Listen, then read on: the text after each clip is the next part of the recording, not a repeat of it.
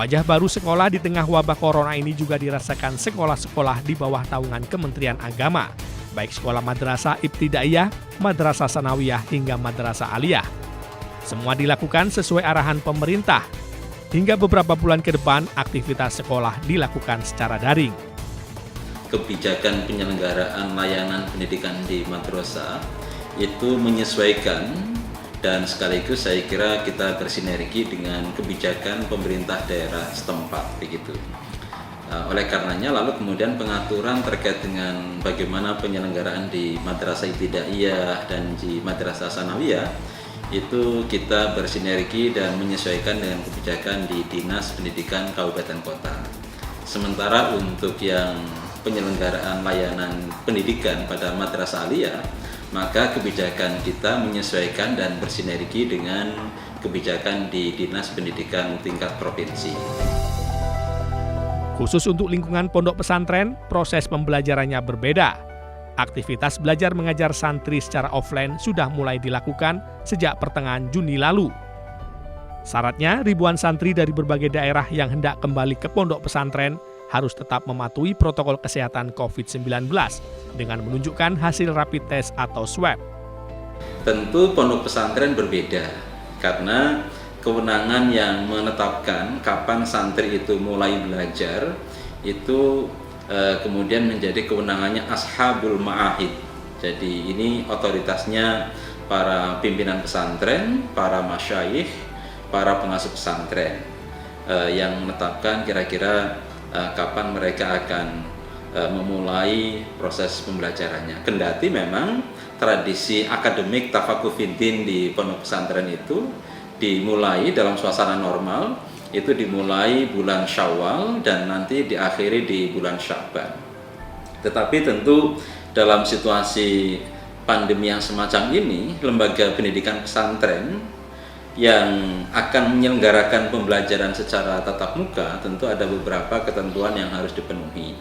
Yang pertama tentu mereka harus membentuk gugus tugas COVID-19 di masing-masing pesantrennya. Jadi di masing-masing pesantren harus ada gugus tugas COVID-19. Kemudian yang kedua tentu harus memiliki fasilitas yang kira-kira protokol kesehatan itu bisa diterapkan begitu. Ketua Ikatan Dokter Anak Indonesia atau IDAI Jawa Timur, Dr. Samsul Arif cukup was-was dengan dibukanya kembali aktivitas pendidikan di lingkungan pondok pesantren ini. Pasalnya, pihak IDAI sudah merekomendasikan kepada para pemangku kebijakan untuk menunda semua aktivitas belajar secara langsung karena masih rawan. Apalagi berdasarkan penemuan terbaru WHO, penularan virus COVID-19 ternyata juga bisa terpapar melalui udara atau airborne, sehingga bisa memicu klaster baru di dunia pendidikan yang jumlahnya tidak sedikit. IDAI, Ikatan Dokter Anak Indonesia, tidak merekomendasikan belajar tatap muka. Mungkin sampai dengan akhir tahun ini sebaiknya dilakukan belajar jarak jauh.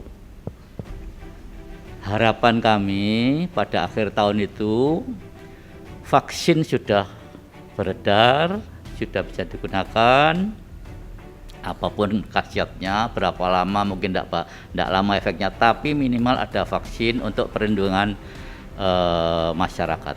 Jadi sebelum ada vaksin, sebelum ada kekebalan, selama daerah kita masih merah, IDAI mengambil sikap bahwa tidak seharusnya ada pendidikan tatap muka untuk anak-anak.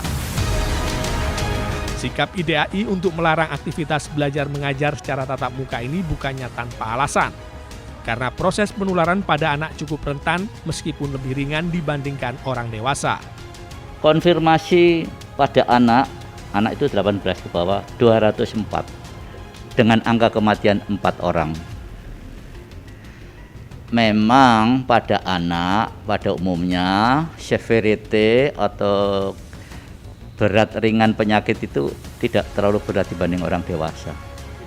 Ya, karena mekanisme imunologis sehingga reaksi imun sistemnya itu tidak berkelebihan sehingga tidak banyak mengganggu organ sehingga menimbulkan sakit yang berat. Tak heran jika di lingkungan pondok, tim Satgas COVID-19 Ponpes harus bekerja ekstra mengawasi penyebaran COVID-19. Di Pondok Gontor Ponorogo misalnya, 60 santri Gontor Kampus 2 yang ketahuan reaktif setelah ikut rapid test langsung diisolasi. Bahkan 12 santri yang positif COVID-19, 11 santri diantaranya langsung dirawat di Rumah Sakit Darurat Indrapura, Surabaya. Sedangkan 1 santri menjalani perawatan di Rumah Sakit Suroto, Kabupaten Ngawi. Klaster santri ini butuh perhatian lebih karena jumlahnya cukup besar. Dari data Ditpd Pontren Kemenak RI, jumlah santri di Indonesia mencapai 4.173.145 orang di 27.722 pondok pesantren. Dari jumlah itu, 654.404 santri dan 4.692 pondok pesantren diantaranya di Jawa Timur. Sekarang nanti perkara sekolah ini kan sudah ada yang dibuka pesantren. Nah, nanti kita evaluasi aja selama 3 bulan itu pesantren yang sudah dibuka, hampir rata-rata semua pesantren dibuka. Apakah dengan menerapkan itu dan dengan lockdown dilarang orang luar masuk bisa berhasil. Tapi masalahnya pesantren itu orangnya nggak kemana-mana. Iya, kalau anak sekolah kan ya repot.